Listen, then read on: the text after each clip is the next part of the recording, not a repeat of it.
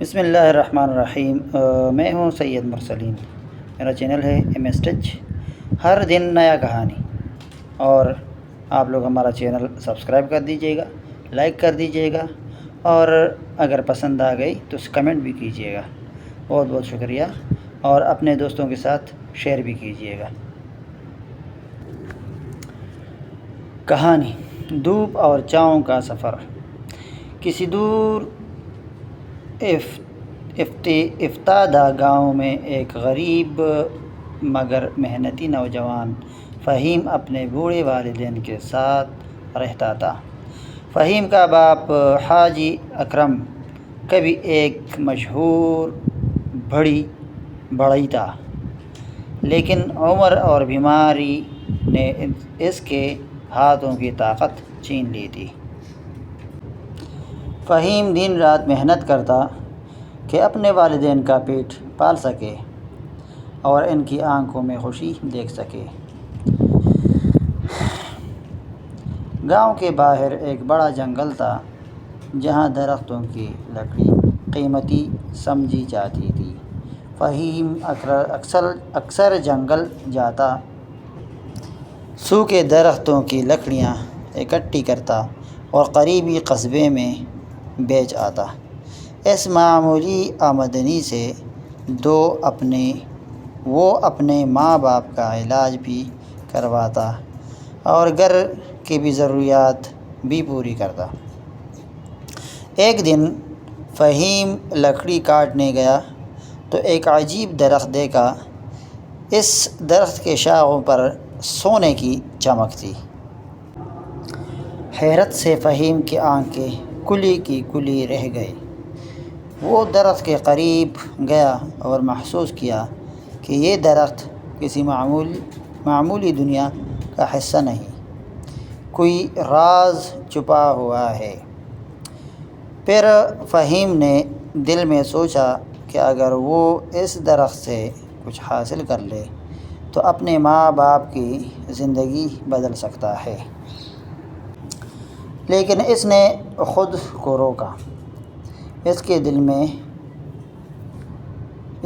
دل نے کہا کہ لالچ نقصان کا سبب بنتا ہے۔ وہاں سے واپس آ گیا اور کسی کو درخت کے بارے میں نہیں بتایا۔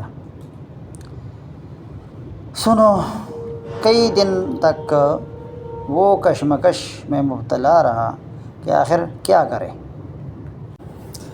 ایک دن اس کی ماں کی طبیعت بہت خراب ہو گئی، دوا کے لیے پیسے نہیں تھے۔ فہیم بے بس ہو کر جنگل گیا اور سونے کی ایک چھوٹی شاخ توڑ لی۔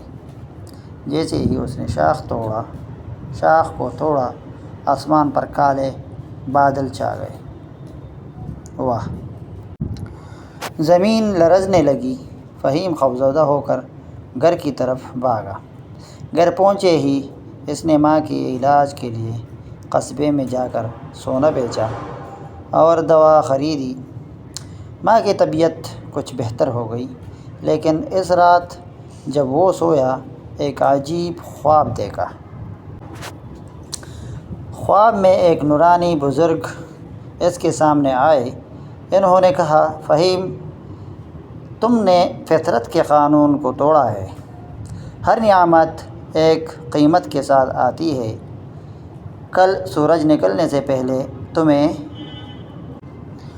درخت کے پاس جا کر اپنی غلطی کا اعتراف کرنا ہوگا، ورنہ تمہاری زندگی اندھیرے میں ڈوب جائے گی۔ فہیم ہڑبڑا کر اٹھا۔ صبح ہوتے ہی وہ جنگل کی طرف بھاگا۔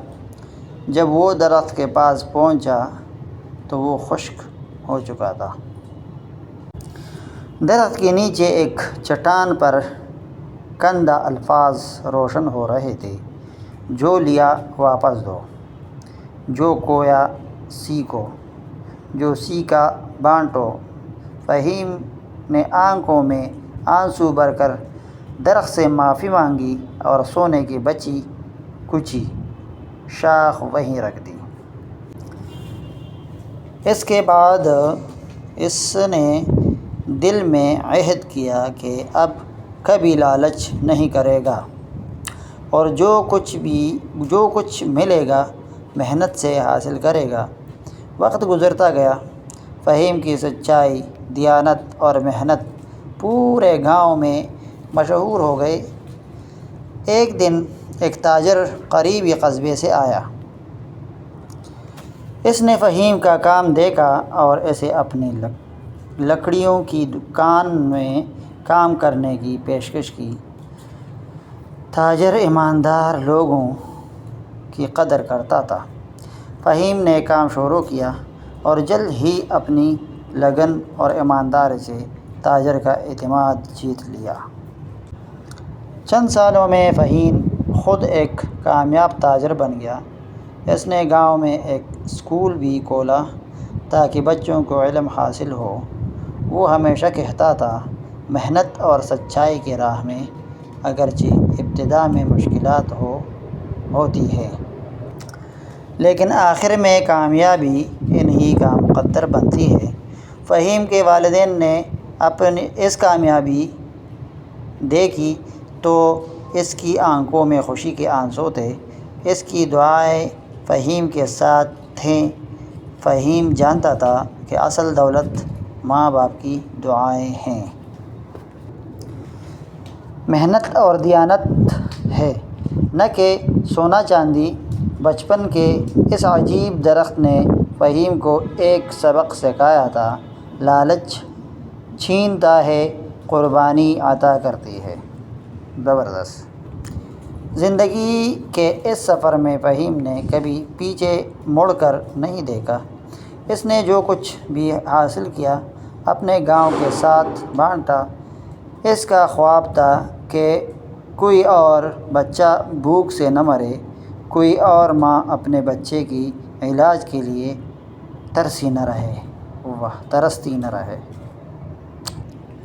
فہیم کی کہانی آج بھی اس گاؤں میں سنائی جاتی ہے، جہاں بوڑھے بزرگ بچوں کو یہ سبق دیتے ہیں کہ محنت، سچائی اور قربانی ہی انسان کو بلندیوں تک پہنچاتے ہیں۔ اور وہ سونا جو فہیم نے واپس رکھا تھا، شاید اب بھی کسی ایماندار انسان کے انتظار میں ہے، جو لالچ سے پاک ہو، دل سے صاف ہو۔ تو ہمیں یہ سبق ملتا ہے کہ لالچ بری بلا ہے، لالچ نہیں کرنا چاہیے۔ جو کرنا ہے اپنے محنت سے کریں، اپنے خوشی سے کریں اور محنت کریں، تو محنت کا کمائی میٹھا بھی ہوتا ہے اور سب کچھ ہوتا ہے۔ ہمارا چینل کو سبسکرائب کر دیں اور لائک کمنٹ کر دیں، سپورٹ کریں پلیز۔